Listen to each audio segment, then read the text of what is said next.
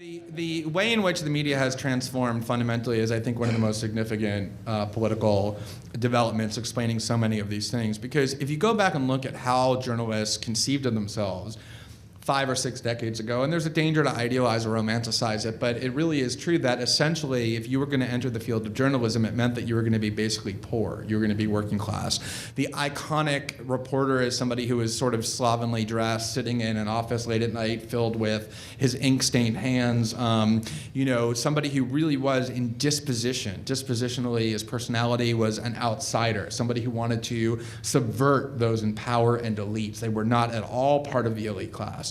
And that's what has radically changed so much. I mean, so now if you look at, say, MSNBC and you see a host on MSNBC, what you're actually seeing is a very high-ranking employee of what was General Electric and now is Comcast, who makes many millions of dollars a year and has a makeup artist sitting in front of their face for an hour applying all sorts of makeup and another person working on their hair. If you watch CNN, what you're seeing really is an employee of Time Warner who is extremely well paid. So, one of the fascinating aspects of this to me is that what it's really done is it has converted what a journalist had traditionally been, which is somebody who was deliberately situated on the outside of power as a watchdog over them, driven by the motto, afflict the powerful, comfort the powerless, into somebody who is now very much on every level, socioeconomically, emotionally, psychologically, someone who identifies with those in power. People in power are their colleagues, their neighbors, their friends. They rely on them in all sorts of ways, and it's converted them from watchdog over power into spokesperson and servant to people in power. And to me, one of the most illustrative examples is the reaction of the media class to the Occupy movement.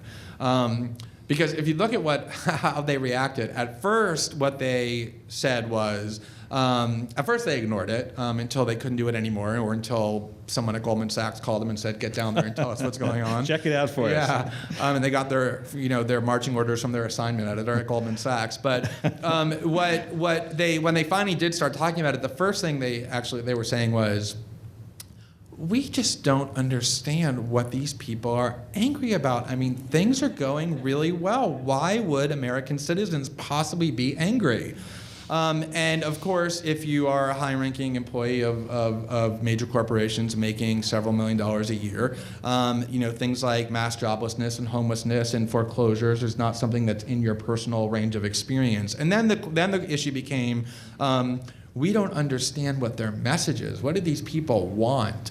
And they're a bit scruffy. Yeah, they're kind of crusty and dirty. And the whole idea of what do these people want was even too stupid for our political discourse, because you could, for example, begin with the name Occupy Wall Street. That sort of gave a hint about what the message was. And then there were all these people with signs sort of angry about the fact that the very same people who had wrecked the entire world economy and destroyed economic security for huge numbers of people not only didn't pay any price for having done that, but profited greatly. That was sort of an obvious message as well. But for people in these situations, that's not within the realm of experience. That befuddlement that they had was genuine. They weren't pretending.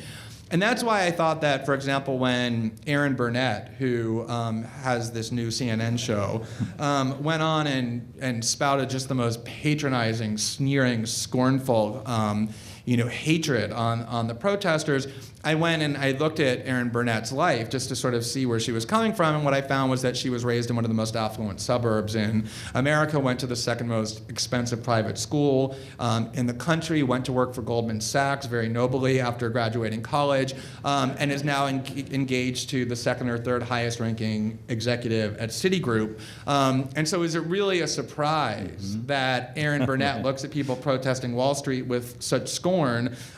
She would tell you that she's the beacon of objectivity. All of you people here are biased, you're subjective, you have your own partisan blinders but not her. She's objective, she's a journalist. And yet her experience has made her sort of the living, breathing, oozing embodiment of this extreme socioeconomic bias. And that's what led her to do this, is she's an insider, and that's what journalism has become. And then the other example that was sort of a leading figure who scorned the protest movement was Bill Keller, the longtime executive editor of the New York Times, and he had decided that this protest movement was just boring. It was like very dreary, like having you people go out and complain. 60s. Yeah, and it's just like he has his entertainment things that he finds fulfilling, and this is just not it. You're boring him. And I actually learned yesterday for the first time, and this was so illuminating. There was a New Yorker profile about his successor at the New York Times, Jill Abramson. And in there it talked about what happened when the New York Times made the announcement that Jill Abramson would replace Bill Keller. And it said on the day that it happened, Bill Keller was standing there in this charcoal gray suit and his charcoal gray hair. And he was very upright, and he looked like the CEO and chairman of Chevron, which coincidentally enough was the position that his father had served in for a long time.